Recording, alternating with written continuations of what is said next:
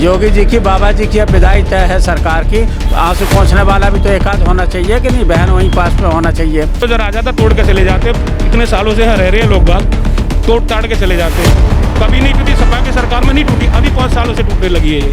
जो इस कोरोना काल में छोड़ के चले गए उनको आर्थिक सहायता पहुंचाई बिना सरकार के। नमस्कार, आप देख रहे हैं न्यूज़ नाउ इंडिया, मैं आपके साथ अंबुज। उत्तर प्रदेश की सियासी पिच तैयार है। इस पर खेलने के लिए सभी पार्टियां लगातार दावे और वादे करना शुरू कर चुकी हैं।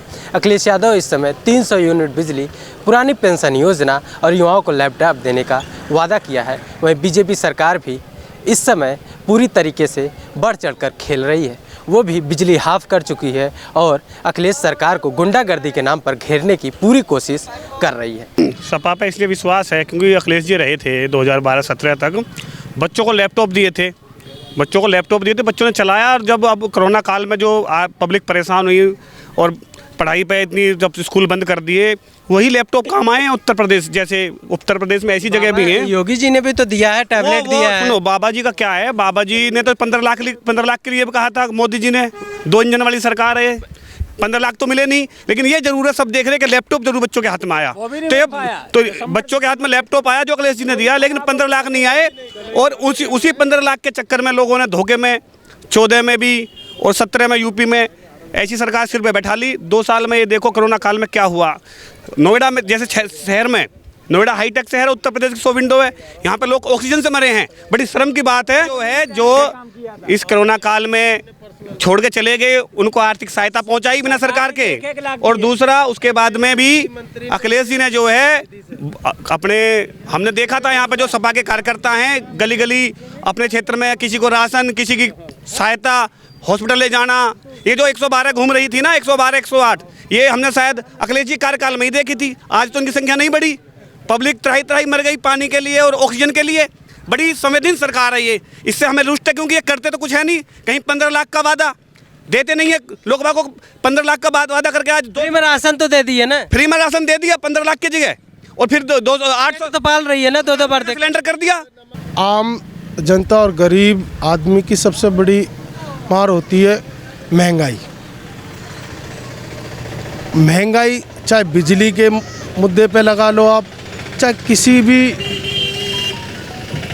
खरीदारी के ऊपर लगा लो। मतलब आपका कहने का मतलब है महंगाई इस समय सबसे ज़्यादा मेन मुद्दा वही बन रहा है इस समय।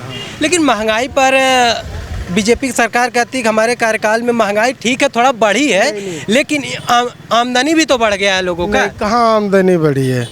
चुनाव के टाइम पे अब जो है तेल भी सस्ता कर दिया, सब चीज़ सस्ती करें, बिजली भी सस्ती कर दिया। बिजली कितनी थी पहले, चुनाव से पहले देखो ना आप, गरीब आदमी की रसोई में। जी, तो ये बिजली हाफ की गई है, ये आपको क्या लगता है, ये क्यों लोड देने के लिए किया गया है या आम जनता के हित के लिए किया? नहीं, चुनाव के बाद फिर वही आसमान छुएंगे सब चीज़ों के। यहाँ का जो नोएडा का विधानसभा का जो मेन मुद्दा है, छात्रों की पढ़ाई लिखाई, शिक्षा का और रोज़गार का। क्योंकि हमारे यहाँ पे कोई भी, हमारे यहाँ के लोकल बंदों को ये कोई भी रोज़गार नहीं देता।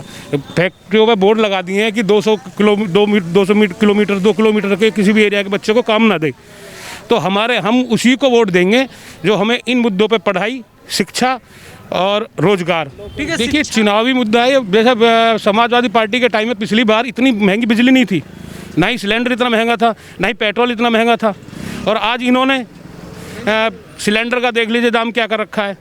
एक फ्री में सिलेंडर देकर योजना का 950 रुपये में भरवा रही है पब्लिक। ऐसी धरा लोगों के पास।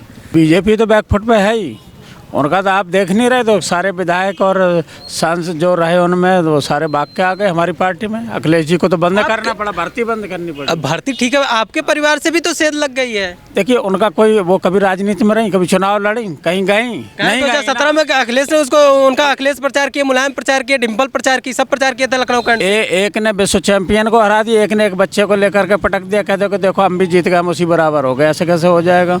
उनका आधार है, जनाधार है। स्वामी प्रसाद मौर्य से क्या इनकी, या दारा सिंह चौहान जो आए, या और दूसरे जो नेता है, उनकी इनसे तुलना क्या की जा सकती है? हम तो इसलिए भेजा उनको, अपाड़ा जी को, कि जब उनकी विदाई हुई थी, जब वो आई थी सफाई, तो भैया ने उनके आंसू पहुँचे थे विदाई के समय, हमने उनके पास भेज दिया कि अब माननीय योगी जी की, बाबा जी की अब विदाई तय है सरकार की, तो आंसू पहुँचने वाला भी तो एक आध होना चाहिए कि नहीं, बहन वहीं पास में होना चाहिए।